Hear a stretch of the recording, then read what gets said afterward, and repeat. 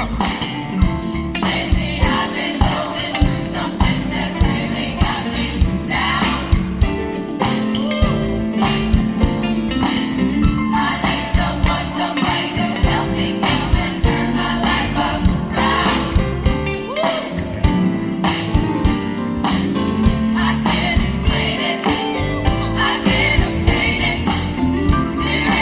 love, the soul, it's so amazing.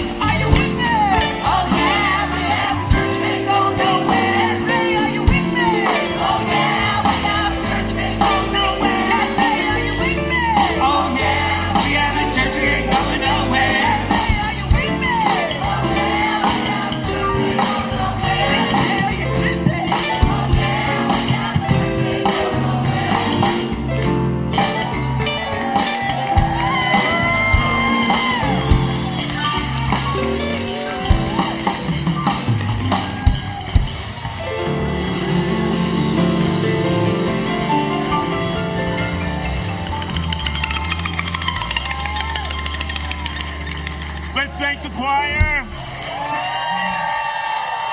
Let's thank this fantastic band. Let's thank praise and worship. Yeah. Oh, she's just hot. What can I say? My daughter, Alika.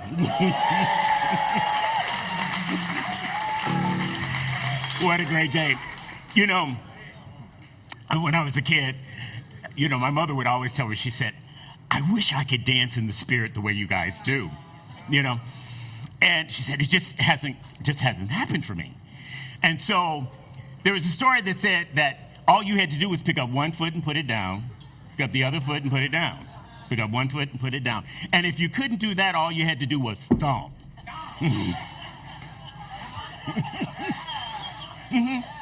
So that's not an idle comment. I mean, there's a story behind the word stomp.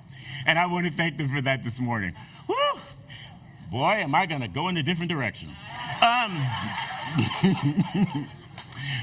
I paraphrased this morning from a book called Then It Fell Apart. It was 5 a.m. after a night of heavy drinking, drugs, and despair. I wandered by my apartment, sobbing, consumed with suicidal thoughts. I considered various methods: hanging, overdosing, bleeding out, but each felt violent or unreliable. This is not my story, y'all. Despite my wealth and fame, I was deeply lonely, battling depression and addiction. My dream penthouse had not brought me happiness, and my life had devolved to a drug-fueled isolation. I fantasized by living at night, hiding from the world. And though I had tried sobriety, briefly, I always returned to self-destruction. My daily routine was filled with regret and self-loathing. Finally, I chose what seemed to be a quiet, polite way to die: suffocation with a plastic bag.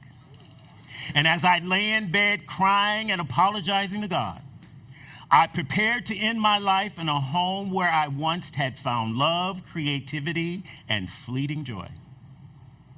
Have you ever felt that you had failed and fallen and couldn't get up? That's the story. That story is from Mody. Mody remixed other people's music. The theme from James Bond. He's the author of that. He took other people's music and made it famous. But this is his story about his life. And I don't think there are many of us that have been so down to that point in life, but there are, I'm sure, those stories in the room. All of us have felt that we have been at a situation where we felt we were at the end of our rope, and it wasn't sure whether or not we could hold on or not through it all. Times are stressful. These are stressful times, and conditions seem to just increase, and our struggles just seem to increase, and you wonder, how can I handle it all? The recovery community says, whatever you do, don't halt. Don't be hungry, angry, lonely, or tired. And Mody was all four. Do you have 2 of them, 3 of them, or all 4? Do you have all 4? You're always at risk when you don't take care of yourself. We all feel like we've fallen and we just can't get up. And Mody was successful by his own definition. In fact, this apartment that he was talking about was on Central Park in New York. He had all the trappings that made one feel that there was success. But he says, when he considered it all, he remembered the words attributed to Jesus that said, what does it profit to gain the whole world and lose your soul? Lose your soul. What does it profit? Now, I'll tell you, losing your soul to me has to do with losing your peace and losing your peace with God. And I think it requires some explanation here, because when you are at peace with yourself and at peace with God, somehow or another you feel like you have the help to go on. But when you don't have peace, it's hard to be motivated to go on. Don't ever lose your peace. And when you cannot find your peace, you got to seek your peace. By the way, it's not anywhere else but inside of you. So our spiritual principle this morning comes from a proverb, and the proverb says, the just have fallen 7 times, and 7 times they rise again. In the words of Maya Angelou, she said, and still I rise. The story about "And Still I Rise" is this laundry list of everything that can go wrong in life. And yet within you is this hope that says, yes, I will rise again. You can make it if you can just hold on. My inspiration this morning comes from 2 books. One, Then It Fell Apart, and that's by Mody. And then When Things Fall Apart by Pema Chödrön. Now, Pema is a Tibetan nun. So interesting dynamic that they both come up with the same concerns. Now, sometimes I find myself in undesirable situations. I don't know about you. Maybe your life is perfect. Everything works for you all the time. That's fine. You wake up and you don't even need to brush your teeth. You wake up with good breath. I don't know. Whatever your issue is. You wake up and you don't have to do your hair. Whatever. It's all fine. It's all good, right, when you get up. But some days, I have some days that, it just doesn't go that way. And however that all is happening to us, still there is this inspiration with us that even when we fail, that we can overcome. Remember last week we talked about unhappiness. Unhappiness is situations where we are considering what we cannot change and what we cannot control. Think about it. Think about all the things that you go through in life that you think about that you are unhappy about. You either cannot control them or you cannot change them. And remember, that's the past and other people. If you are still trying to change other people, you are wasting your time. In fact, you better be careful about praying for people to change, because it really ain't none of your business. Get in your own business first, and then see if you feel that you need to pray for somebody else. Because when your own overcoming happens, you'll pull other people with you instead of being worried about changing other people. Unhappiness, though, just causes suffering. And so the question in life is, when we have experiences of unhappiness, we must reflect and ask ourselves a question. Is this oppression or is this transformation? Is it oppression? Is somebody oppressing me, or am I impressing myself? Am I making it uncomfortable for myself and I just need to overcome this? Or is this process a process of transformation? By the way, if you read the end of the book, it's both. It is transformation. Even in our suffering, we are transformed. Science of Mind defines peace as the perfect harmony and well-being. It says it is vibrant, joyous serenity. When is the last time you had vibrant, joyous serenity other than being here? She says, life just has uncertainty. There's a lot of uncertainty. Are you certain about everything? Life is just uncertain. If you don't think so, watch the news. Life feels uncertain, or talk to somebody else. Talk to me. Life feels uncertain, but we have to approach it with some level of openness and curiosity, because we have to ask the question, where is God in this? Where is the gold, they say. Sometimes you have to dig deep down into the situation and your suffering and find out where God is, because God is there. Even if you don't feel like it, God is there.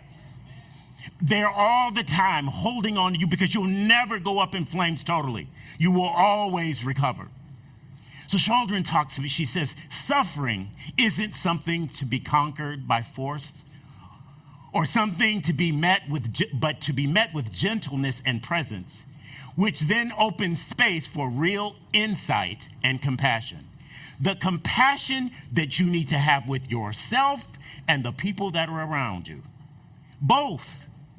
And if you can only have compassion on others and no compassion on yourself, you have not finished the equation. It works both ways. We can always adopt a diversion. And the diversion is to deal with other people's stuff rather than dealing with our own. But you have been empowered to deal with your stuff, as bad as it is. It's still there, but you may have to dig deep into it to find the goal. And all I have to say to Pim is, girl, that is hard. That's just a hard thing to do.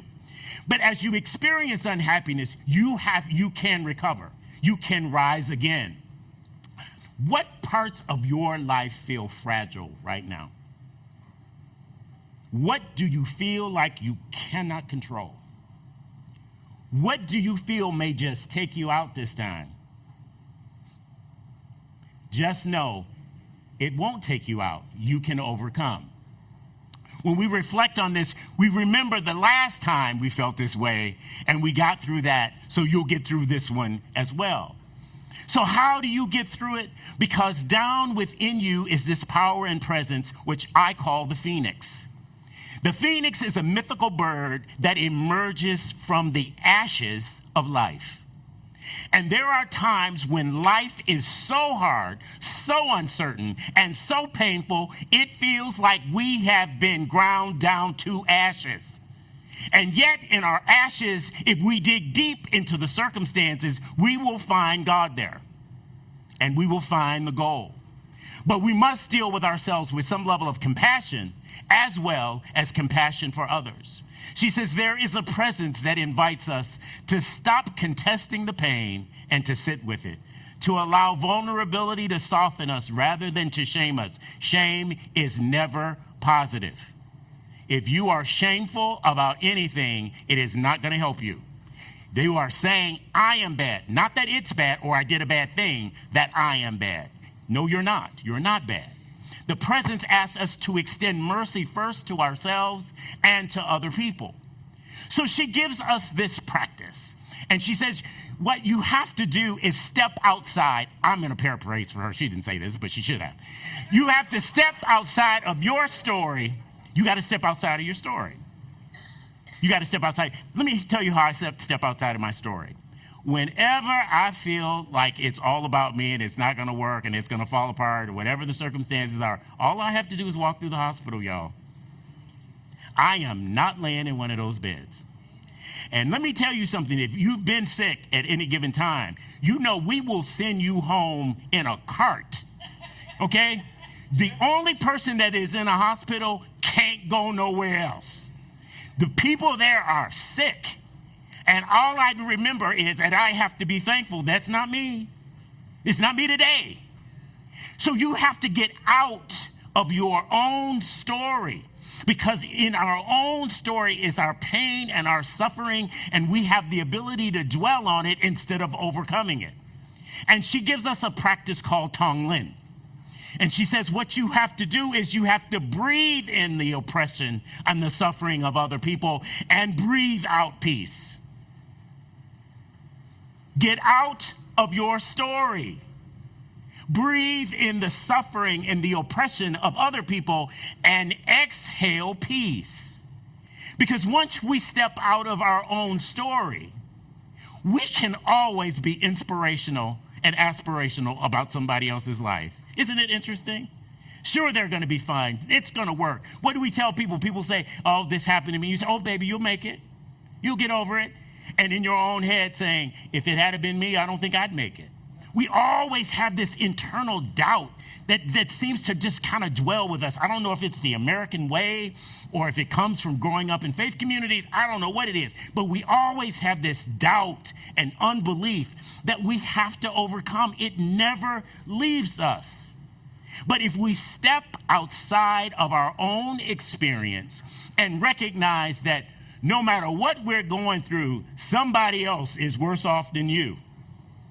Doesn't mean I'm minimizing your suffering, but if you want to fight for your suffering, that your suffering is worse than anyone else's, you can arm wrestle for the bottom. You certainly can. Somebody tell you a story and you say, oh no, honey, I got one worse than that. No, you fell. I rolled down the stairs. You roll down the stairs on carpet. I roll down on cement. I walk to school in the snow for 7 to 8 miles. People, we compete for the bottom. Where is the victory in competing for the bottom? I'm going to step in your consciousness today, and let me tell you, it ain't in the script. This is fresh off the press from heaven. You can arm wrestle your way into depression and being the worse off than anyone else if you want to, and you will get exactly what you intend. And why can we have more confidence and faith in the negative aspects of life rather than the positive? And here's the thing that we can never let go of, is that we are never alone. You are never alone. Even though you think you are alone, you are never alone. And it's not someone else being there, it's you being there, which is why you're never alone. I am offended by people who always teach it takes something else but the power that is within me to get through life. It's the power within me. Now, the power that within me is not of my own. It is given to me by the Spirit. It's given to you by the Spirit. Same Spirit, but sometimes in your oppression and in your suffering, you have to dig for it. So stop arm wrestling to the bottom and set your intention, oh, yes, I'm going to overcome. Here's why. Because even though life makes you feel that you have been ground down to ashes, you can rise like a phoenix. The phoenix is the bird who comes out of the ashes. It lets us know that even though the bird ends up in ashes, there is still power within the bird to rise again. And are you going to rise again? Is your affirmation, and I'll rise again? Stop competing to the bottom. Stop having a story worse than everyone else's. Have a story of victory. Because what is in you is more powerful than anything against you, even when we are against ourselves.